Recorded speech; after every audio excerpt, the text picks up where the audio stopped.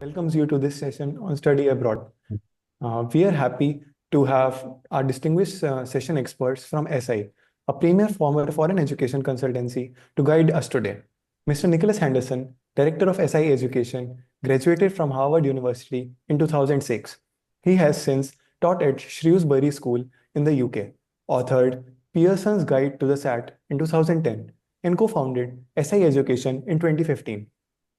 He has worked with nearly 600 students applying for undergraduate and postgraduate education in the US, UK, Canada, and Singapore, helping them gain admission to every Ivy League college and other elite international universities.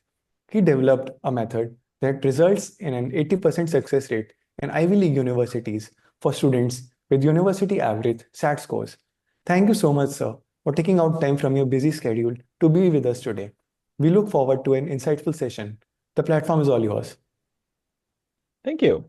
Arush, thank you very much. And I'm glad to have my colleagues Dhruv and Rajni here. And Hansraj, I'm glad to be here. Today, I'm going to be giving a short presentation on postgraduate application processes. These are quite straightforward, but it's a little complicated. So I'm going to explain to you guys exactly how we go about this, how we can help, what you should be thinking about, and we can even take some questions at the end if you have any. You'll notice that Dhruv has put in the chat. Feel free to pop any questions right on the chat. And of course, please follow us at Essai Education. And if you want to book a consultation, we can certainly talk about that as well if you have very specific questions. Now, so today I'm going to talk about a very simple question, okay, which is how to master postgrad applications, okay? And these are something that is very relevant for you guys at DU because obviously you're very good academicians. It is very natural for you to start thinking about your postgraduate piece. Now, about our company first, we focus on end-to-end profile building and college application support for the best unis in the US and the UK. We could do Canada and Singapore too, but the US is the most fun. The first piece is profile building. This is all about making sure people are doing the right activities to build up their CVs. Often this is more beneficial for high school students, but we offer this in a specific way for the postgraduate applicants too. Application support. This is just support at every stage of the application process, making a list, editing the essays, helping prep the essays, filling out the forms, everything. And who I am, Arush gave me a kind introduction. My name is Nick. I'm the director of this company. I'm the founder of this company. I graduated from Harvard. I taught in a British boarding school. I wrote a textbook, and I've been working with Essai for 10 years now, okay? Now, and so I'd say we do about 20% of our students are postgraduate, and we've had a lot of great success. This is just some of the success we've had. People getting into Harvard Business School, Tuck MBA, but many different unis for many different programs. Okay, we've cracked many good ones overseas. Now, but the fact is that there's a lot of postgrad programs out there, many thousands. Okay. And committing to a postgrad program overseas is like buying a house, and it pretty much costs the same. Okay. So you've really got to think. You've got to think who's going to live in this house. If it's someone who is elderly, perhaps that house should have an elevator or something like that, or it needs to have a fully contained flat on the first floor. How long am I going to live in this house? Okay. What attributes am I seeking in this house? And it's the exact same thing when you're thinking about investing in a master's degree, because the first question is, how do you tell if it's right for you? So picking the right MA begins with you, or we think with W, okay? Because it's all about 5 specific W's. When, okay? When do you want to begin? This is very important. If it is right after graduation, like September 2025 for you guys, anyone in their 3rd year, that means you cannot apply to programs that have work experience requirements. That's all. Okay. Where in the world? Okay. Like which country? which unis? That's actually the easy one because there's no point in applying to anything apart from the very best unis. What program? And finally, why do this at all? Okay. So if you engage properly with these questions, the list is invariably forthcoming. So when do you want to begin? There are excellent postgrad programs that require work experience. Sadly, the MBA, the MPP, if you try to apply to those without at least 3 to 5 years of work ex, you're not going to get in. Okay. So this is very important. Where in the world? Most people would want to be in an English language speaking country. Okay. So not Germany, not France, not Spain, simply because it can be a little isolating. Okay. Even though the courses might be in English. So that leaves US, UK, Canada, okay, Australia, Singapore, fine. Now, which unis, the good ones? That's kind of easy, okay? The US has like 30 to 40 super well-known unis. The UK has like 6 or 7. Canada has 3 or 4. Make it count, okay? So this actually is a cornerstone in our practice. We only think it's worth it if you're going to a place you're really proud of. What program? That's definitely the hard part. We'll come back to that, okay? And then why do this at all? And this is very simple. It's that either you're looking for a specific kind of experience or a specific kind of outcome, all right? An experience means just wanting to go to an American uni, get that experience, have a great time, learn a ton.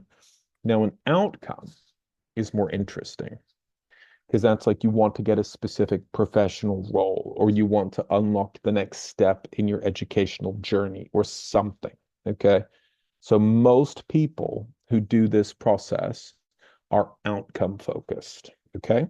And the good US masters are super good with facilitating the best outcome. So this is really important, guys. All right. The why is the most important one. Now, for the process, here's the overview. Number 1, make a long list. Number 2, compile the application requirements. Number 3, perform an admissibility analysis. Okay, I'm going to explain exactly what you can do for this. Number 5, look into a quality assessment. Try to think about, is this program good? Okay. Number 6, close your shortlist. And number 7, compile your application material. That usually means LORs, portals, and essays. Okay. So every single step of this process we help with. Okay. Now let's talk it through. The first step is to make the long list. Okay. Using the 5 W's and cross-checking against the elite unis in the US, Canada, and worldwide. Okay. I would warn you guys that the main thing to think about is the third W, the what program. Okay. So this is basically a searching and research exercise. Make a list of the 50 or 60 top global unis. Go through those unis with the fine-tooth comb. Trust me, you'll be able to find out if they offer the program you're interested in. Okay. And if you have no clue what program you're interested in, then you need to book a session with me. I can talk you through it. All right. So that I think is the number one thing people don't realize, that building a master's long list is all about the what program. Business, management, computer science, policy. What are we talking about? Okay. There is no point doing a master's degree unless you have an idea of what program. Now, second is to compile the application requirements. This is really important, okay? The number and type of letters of recommendation. If they have a GRE or GMAT requirement, okay? Sometimes they do, and sometimes they'll allow you to waive it. Maybe you got to write a little letter or something. Undergrad coursework requirements, Imperial College, even for its business degrees, makes you write a statement about your math coursework you've done, okay? So sometimes they do look at that. Work experience requirements, either minimum or maximum. I've seen some masters in management that don't allow you to apply if you have 3 years of work X. Okay. Now, the admissibility assessment is kind of interesting. Okay. Using class profiles, this is a key term, class profiles, you can get a sense of where you stand. And if you can't find it, friggin' email. Okay. Now, we're looking for average GPA. We're looking for average age. This gives us a clue about if the uni prefers any kind of work X. We're looking for the typical undergrad degree of admitted students. And finally, we're looking for average test scores if required. Okay. Now, for instance, this is an example of a class profile. Most good programs will offer this. So as you can see, it gives the country of origin, it gives the GMAT, average score. Whoa, okay? The range, middle 80%, median, perfect, 740, very high. Gives the pre-MBA industry, so their work history. It gives the average years of work experience at the time they enter the program, 5 years. Wow. It gives the average GPA. This would be roughly equivalent to 7.5 out of 10, maybe 8 out of 10. Okay? Now, so it is helpful when you're building your long list to keep an eye on, well, am I a competitive candidate? The very best way to tell that is by average GPA and, of course, the average test scores. Then, quality assessment, this is a biggie, okay? This is less of a concern with major unis, but it's always worth checking out, okay? If you want to have a specific outcome from your program, you need to make sure it can deliver that outcome. And that outcome is usually to get a job in that country, okay? To get a good job in that country. Now, we need to check out job placements. We need to check out people's job function. We need to check out salary data, okay? And most importantly, you need to check the number of international students getting an in-country job, okay?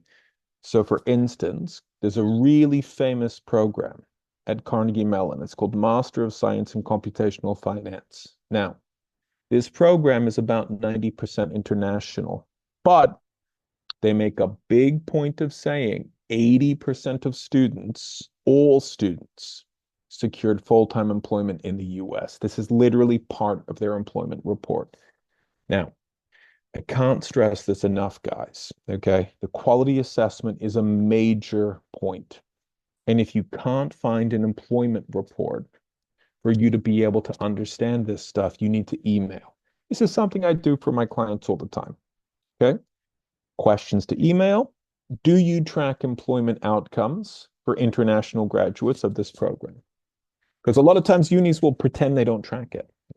It's not a good sign, okay?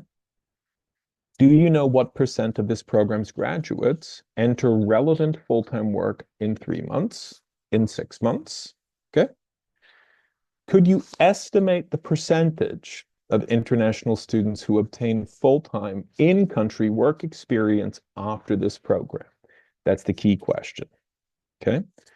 Does this program offer anything like an employment report? That's a biggie. Could you disclose the percentage of admitted students who are international? Okay. Now, guys, a high percentage of international students and no disclosed employment outcomes equals be careful. It could be a bad investment. Okay. If you want to get a job in the US or the UK or France or whatever, and if the program never delivers that for its graduates, then you're not going to get the outcome you're looking for. So this is the kind of thinking that I really like to try to apply. Now, after this, close the shortlist. It should have 8 to 10 programs, okay? Now, any more than that, you're going to go crazy. Any less than that, you're probably not applying widely enough. Finally, here's the big one, the compilation of application material. This just means get ready. So this means get the LORs. This is huge, okay? You guys might not realize that this application process is not difficult because of essays. It's difficult because of LORs. Now, make the application portals. For every single one, you're going to have to make a specific portal, username, password. You're going to have to fill biodata. It's going to take a little time. You might have to arrange writing samples, okay, from your course of a specific length. Not a big deal. It helps to know this stuff ahead of time. And of course, then there's the essays. We'll talk about that in a second. Point number 6 is what I focus on intensively, okay? So this is really the actual application. It's made out of these materials. Now, LORs, letters of recommendation, you should try to make sure that you've alerted your professors with 2 months to spare. First off, these are usually 2 types, academic or professional. Academic would be your DU profs. Professional would be like some internship, okay? Most master's programs ask for academic. Now, so you've got it, and most master's programs want to see 2 or 3. So when you approach your profs, you should always give them 2 months, okay? You should tell them about the total program list just to alert them to what they're going to have to do. Now, you need to follow up extensively with them.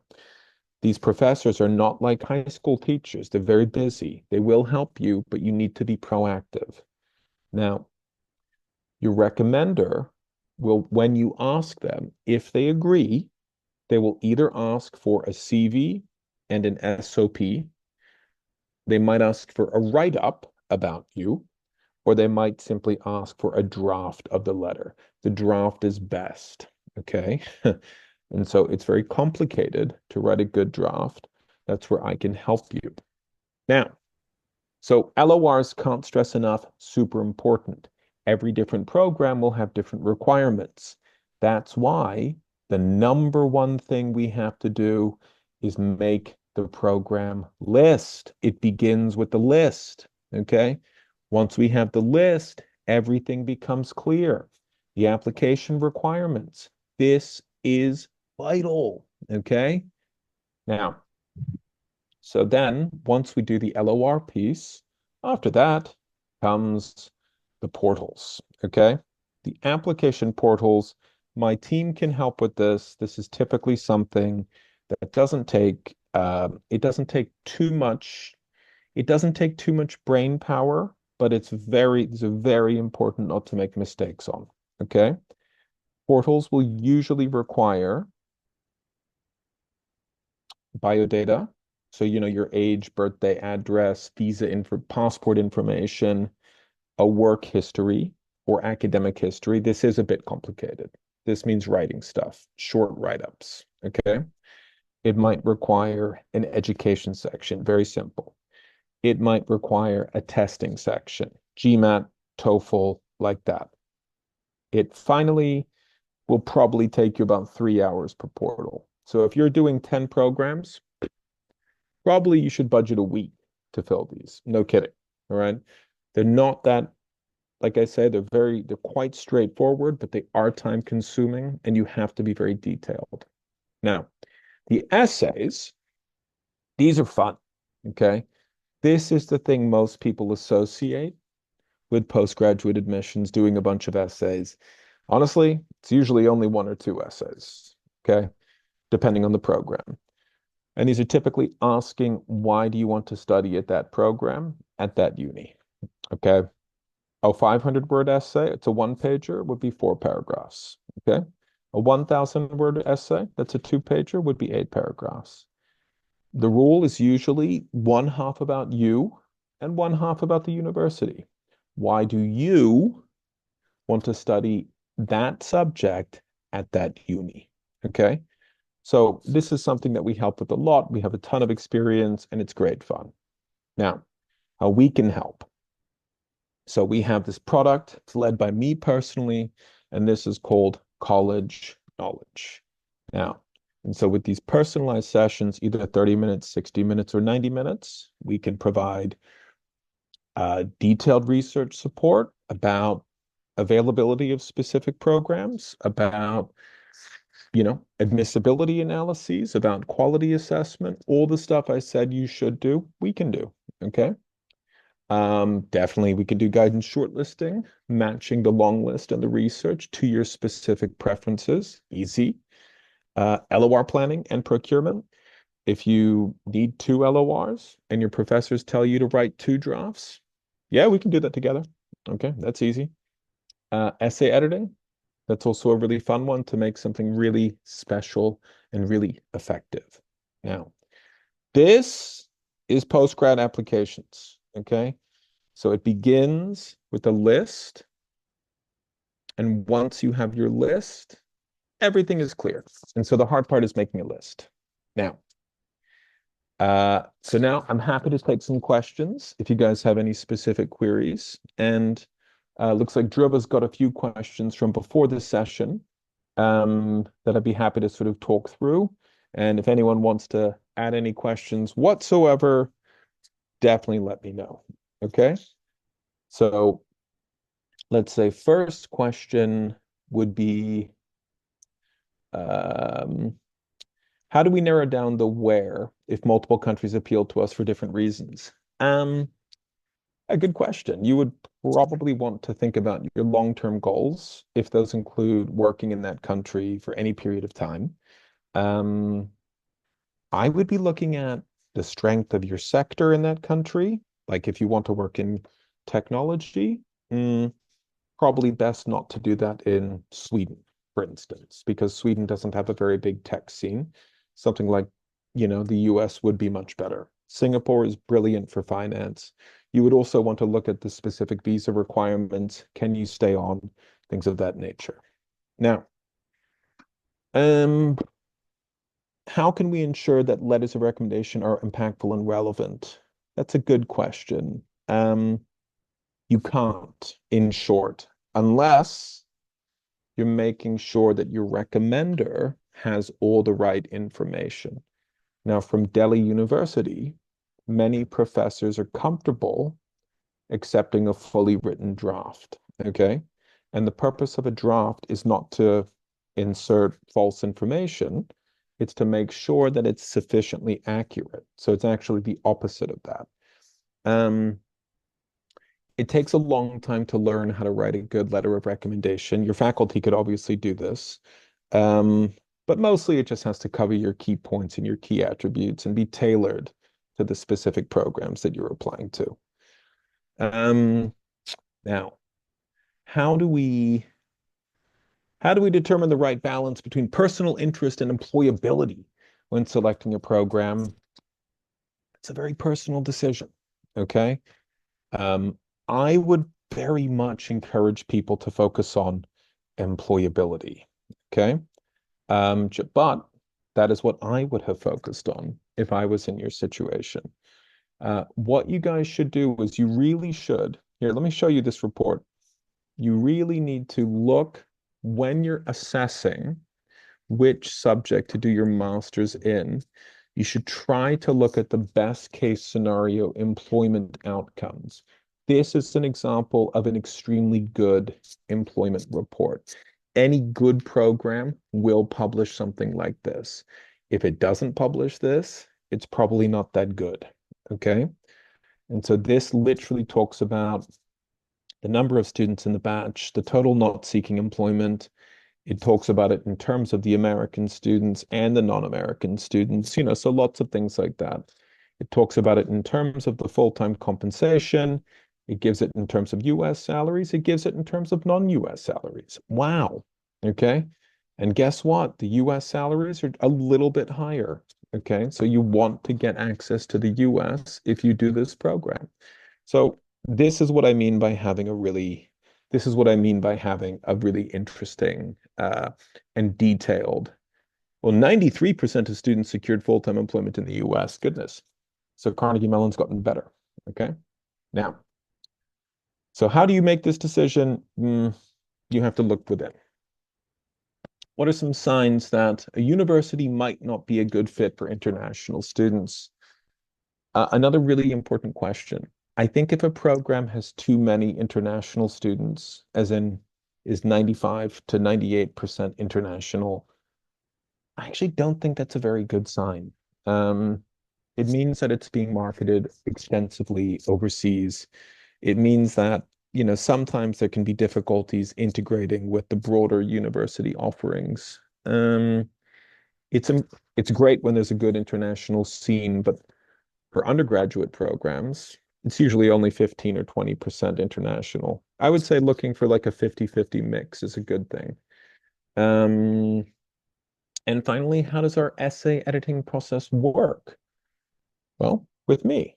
Okay. And so I typically like to work with student input, working with each client, making sure that you guys are writing good drafts. And we're having sessions. We're literally editing them in the session. Um, it's a lot of fun. It's very effective. It's extremely efficient. And this is what I've been doing for the past 10 years. So I kind of know this world. Now, let's look at a few questions, a few other questions. Could you delve deeper into the scholarship opportunities that are available for international students? Not during this session, but that is certainly something I can do with a personalized session. Basically, there's two types of scholarship. It's either university specific or external body. Okay. Most famous external body, Rhodes Scholarship. Second most famous, Gates Scholarship. Third most famous, Knight Hennessy. That's at Stanford. Okay. Now, but different unis very much have different scholarship options too. Now, I'm going to show you. So, for instance, Oxford actually has a ton of different Oxford University has a ton of different scholarships, and they actually make these pretty accessible. Let me just show you. So you have to look on a university by university basis. It's the annoying thing. Now, Oxford gives you an A to Z of scholarships. Very good. You may not be eligible for all of the listed scholarships, and some of them may not be confirmed. So the fact is, most scholarships have some kind of eligibility requirement. Okay. This one, you're only eligible for it, Ishita, if you have been in care in the UK. You likely have not been. That means if you're in like an orphanage or something. Obviously it's important for the students who are. China Oxford Scholarship, okay. That means you have to be a national of China. That's not you. Mostly, probably that is not you guys. Ooh, Commonwealth. Commonwealth scholarships. Okay. So you have to be a national and ordinarily resident in a Commonwealth country.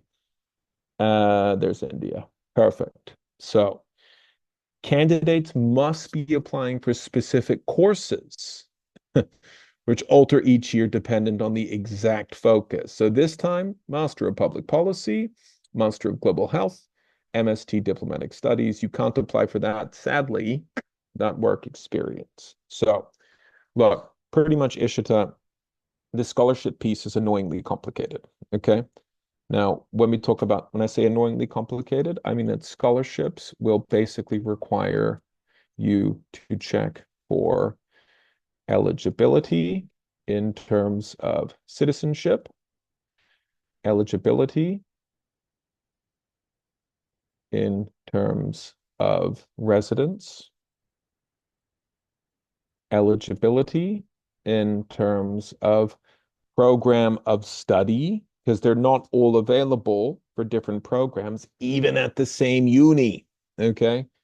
Yeah, those are the three main eligibility criteria. So there's no like general scholarship advice I can give. I'm sorry. It's very, very specific to each person.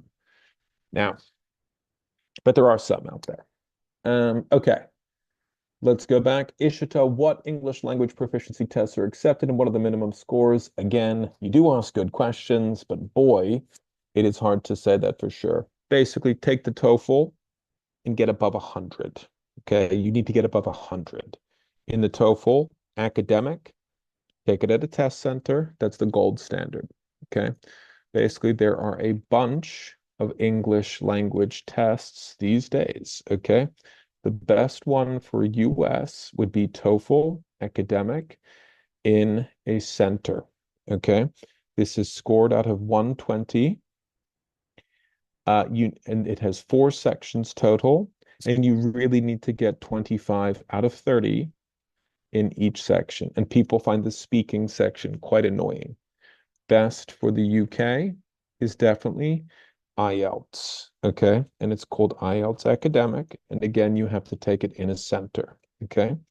There's many different types of IELTS exams, but you guys need to take IELTS Academic.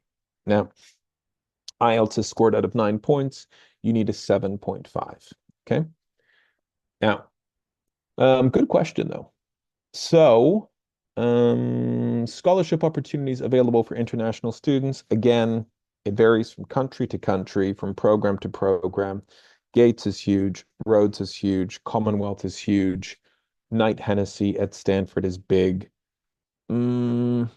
There would be many college-specific ones, like at Oxford, there's at least 3 or 4 that Indians can apply for. Now, can I apply for a student visa without admission confirmation? Probably not.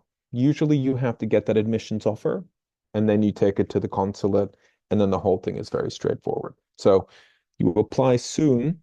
Most programs in America and the UK will have a recommended deadline for international students to apply. It is typically March, okay? Now, because if you apply in March, you might get your offer by April, and that gives you about 4 months to arrange your visa. So you pretty much want to be applying by March. That's my advice. Now, All right. Thank you so much, sir. Also, good. do you Uh-huh. think internships would be great for adding into Internship. this? Um, Honest answer, no, not really. They care a lot about your GPA, a lot, mostly about your GPA. If the program you are applying to does not have a work experience requirement, i.e. MBA or MPP, mostly the thing they will be focusing on is your GPA and maybe your GMAT or GRE, okay? So that's the big focus. Internships would be about this important. GPA is this important, okay? All right, sir. Now, Thank you so much. good. Let's see. Gauri Manchanda, since our undergrad degree is 3 years and a lot of countries need a 4-year degree to even allow applications, what would you do to suggest we cover up that gap? The US has a special accord, there's a special agreement, okay? That for the US, they will very much consider a 3-year Delhi University degree. There's no problem about that, okay? Other countries, not my expertise, but I have worked with people from Delhi University who have gotten into every single good master's you can possibly imagine. They haven't done a master's degree in India. They only have 12 plus 3. It really isn't a problem. If you are concerned, write to the universities, ask them. I've never seen the universities say, no, you have to do an extra year. So I wouldn't worry too much about that.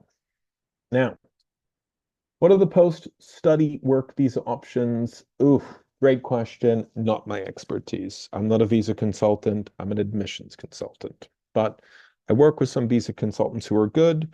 More than happy to pass you their information. Basically, in America, the main thing is you need to take a STEM designated program in America.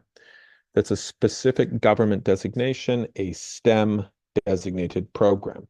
Now, a STEM program gives you an automatic visa for 3 years after graduation, okay? You complete a STEM designated program and you can stay on in the US for 3 years without needing to have an employment visa or anything, okay? So, and if you don't have a STEM designated program, you can only stay for 9 months, all right? So it's very beneficial if you do a master's in America to try to have it be a STEM designated program. Now, and there's many, many, many such programs, and I can easily help you figure it out. Guys, remember, the big important thing when you're making your master's decision is what subject, okay? Now, if you want to study in America, that subject is ideally STEM designated. That does not mean pure science. There's management degrees that are STEM designated. I've seen design degrees that are STEM designated, but it needs to be STEM designated. Now, how long does the visa application process typically take for the US? I have no idea. I don't do visas. Sorry. Next. What universities would you recommend for someone looking to get into high finance? Okay. NUS or the top American universities? Okay. So Princeton has an incredibly powerful master's in finance degree. Okay. These are the people who are the absolute cream of the crop in American finance. This is probably the single best program you can get. Now, here's what's interesting.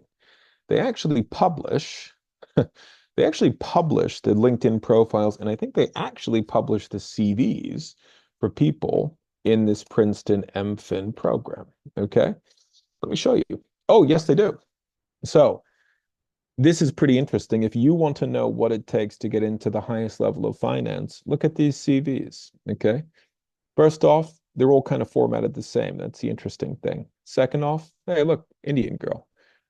Princeton, Vanderbilt, Bachelor of Engineering. This person was doing Bachelor of Engineering. Wow. Cumulative GPA, 3.95. That would be the equivalent of a 9.2, 9.3 in Delhi Uni. It gives you the work experience. It gives you everything. So, and what's interesting is that there's a couple of people in this book, a couple of IITians, okay? IIT, computer science, CGPA, 8.9. Goodness. Okay. This person graduates IIT in 2018. They have 3 years of work experience, and then they enter Princeton. So you can do some research, and this kind of falls into the admissibility analysis about, can I even get in? Do I have a chance? However, if you want to get into finance, for God's sakes, do a master's of finance. That is a thing. Okay. Now, and then you have to look at the best unis to see, do they offer a master's of finance? I myself, of course, know vaguely which ones offer a master's of finance because that is my job to know. If you would like to know more, I'd be more than happy to have a session. I do indeed have some research on this. And yeah, so basically, or just look for yourself. Look at the best unis, check if they offer a master's in finance. Now, what is the average tuition fee and living cost for a student in that particular country? I cannot possibly tell you every single country. How can anyone do that? But for America, it would probably be about $75,000 per year. Okay, total, all inclusive. It's very expensive. Okay, that's why you need to make sure that the outcome is worth it. And if you go to Princeton and you do a master's in finance and you pay $75,000 a year, your starting salary would probably be 4 or 5 times that. So you'd be able to kind of recoup that investment very quickly. Now, can I apply to foreign unis with a gap in my academic history? Yeah, sure, Akshat. It's fine. Okay. As long as you show you did something productive in that gap. Okay. Internship, work experience, online coursework, all good. Okay. It is very normal to work in America. It is very normal to work for 1 or 2 years or 3 years after your undergraduation before you apply for your master's. Okay. So yeah, don't worry about that. Now, Kritika asks, should we choose our early application colleges on the basis of where we get the best program or where we have the best chance of getting in?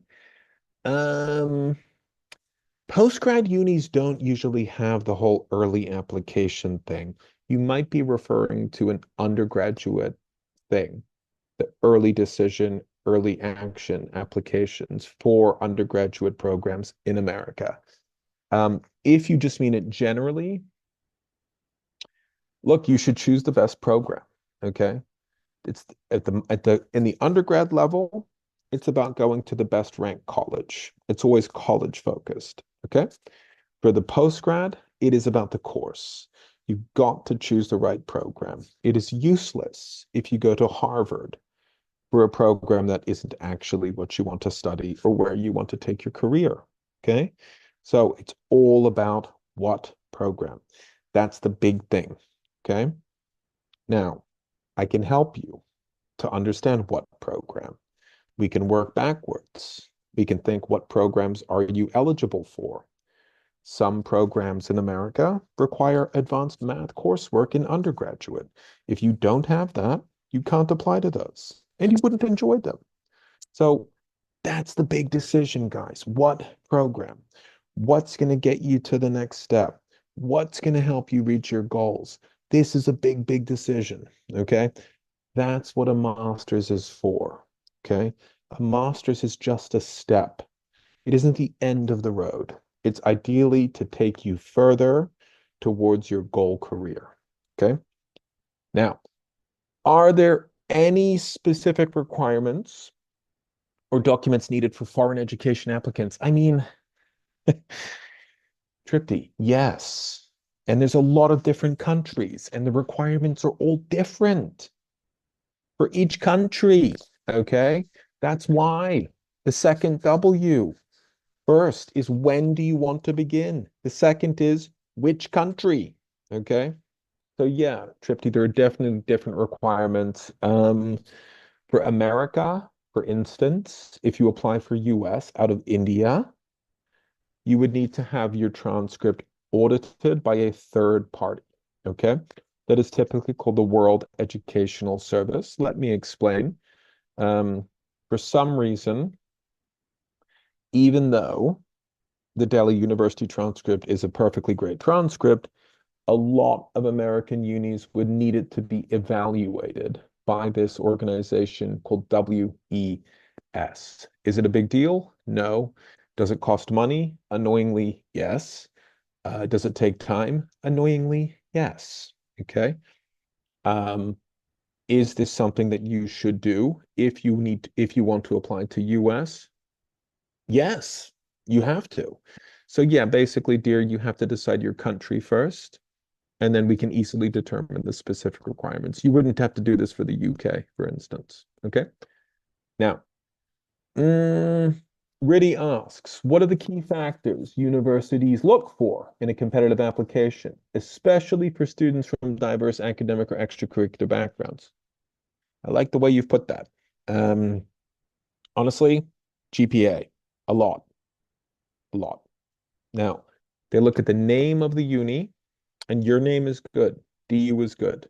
I don't think that the British and American universities differentiate much between Hansraj, Stevens, or LSR. I don't. Okay.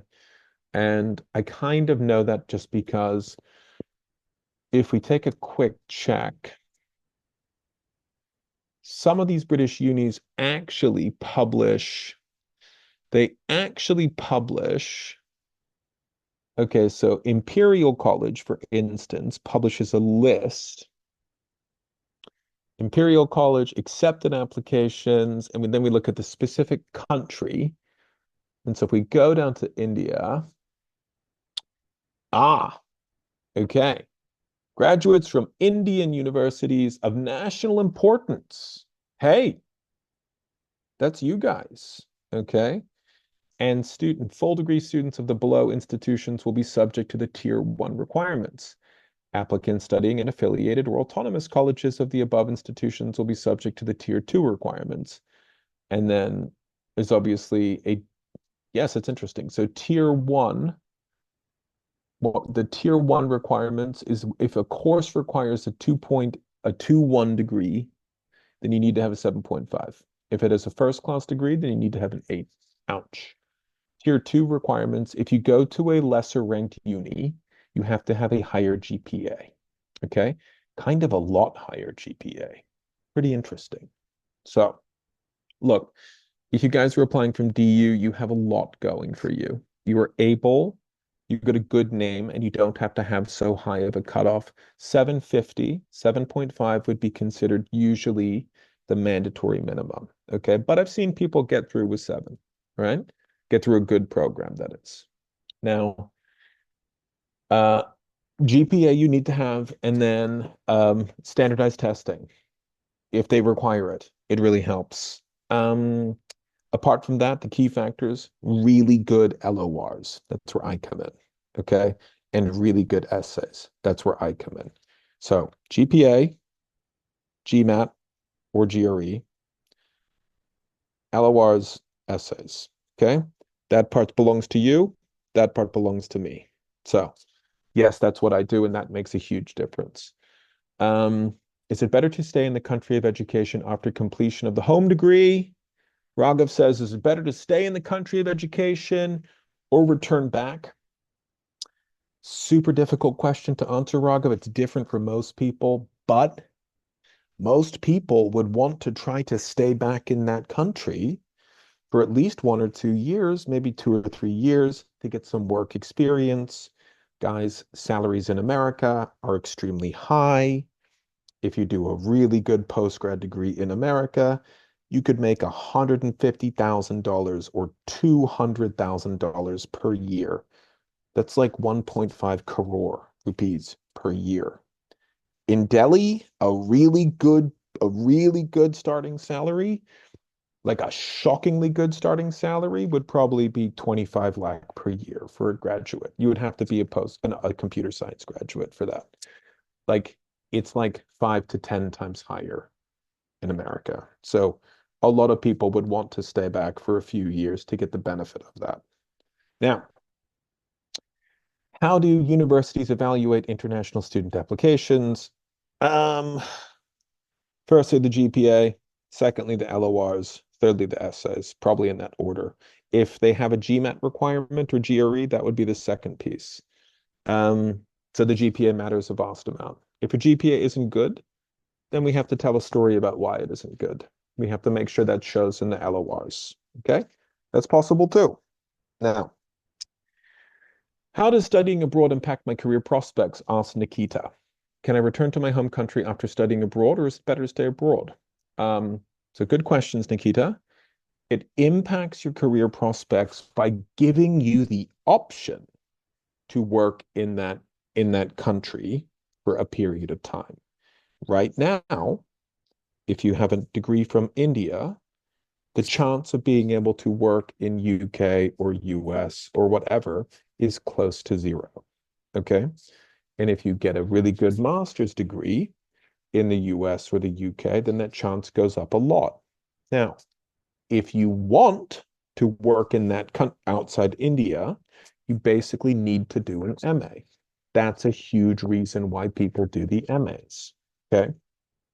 Can you return to India after studying abroad? Of course. Okay. Definitely.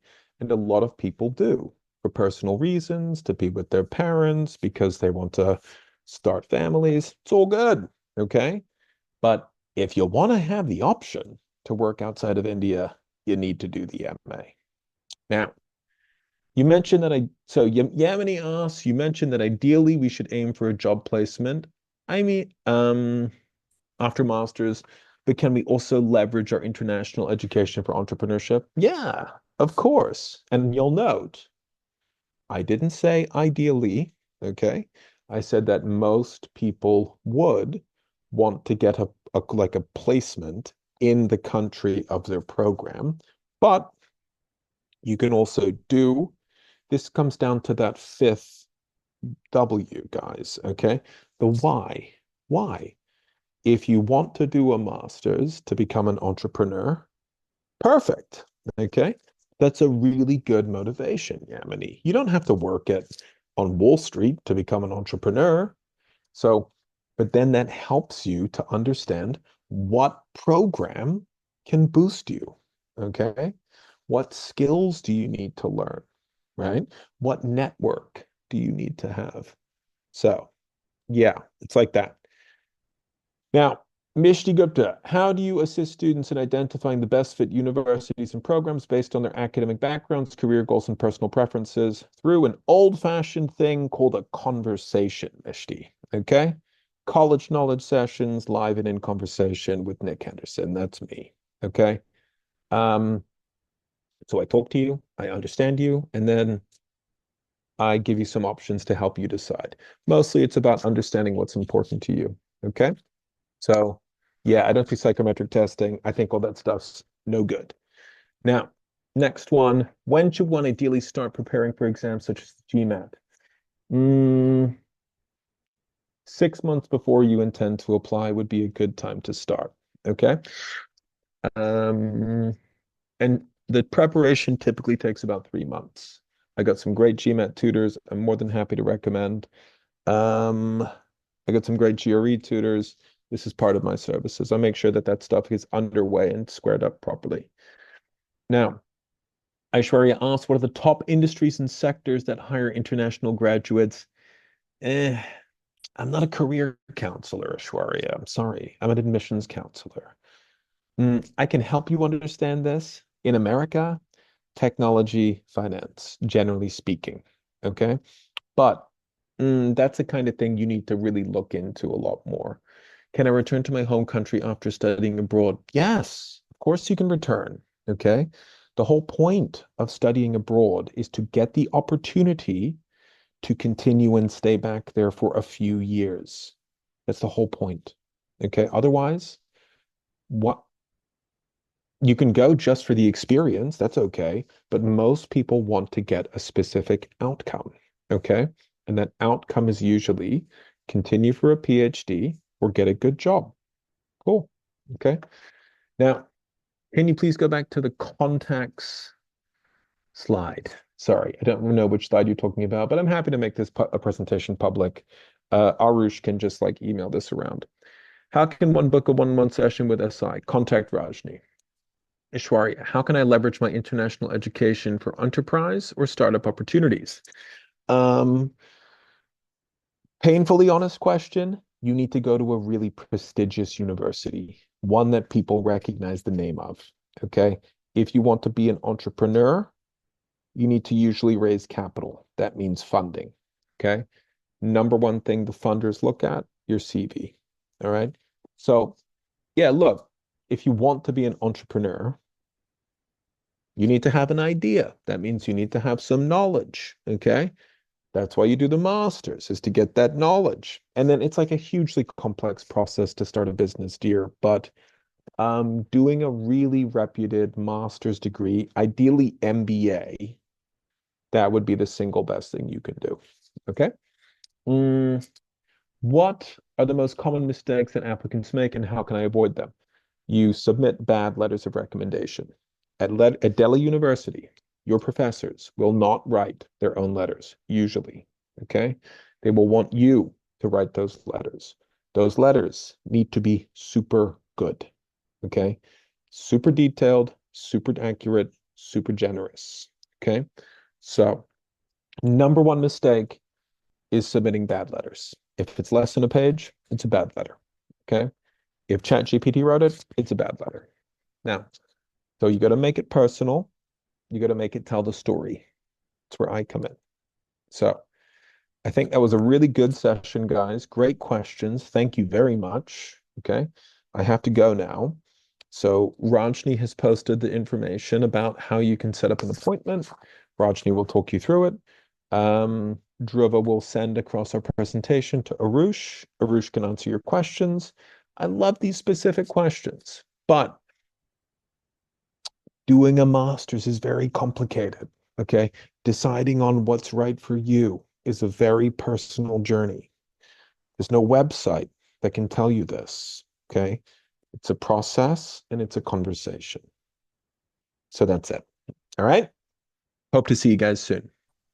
Thank you very Thank much. you. Thank you I'm so gonna much for such an insightful session. Your guidance has truly clarified many doubts and inspired us to explore more global opportunities. We good. deeply appreciate for your time and effort that you Great. took to share your knowledge with us. Thank you so much. You're very welcome. And Thank you very much, Hansraj. See you later.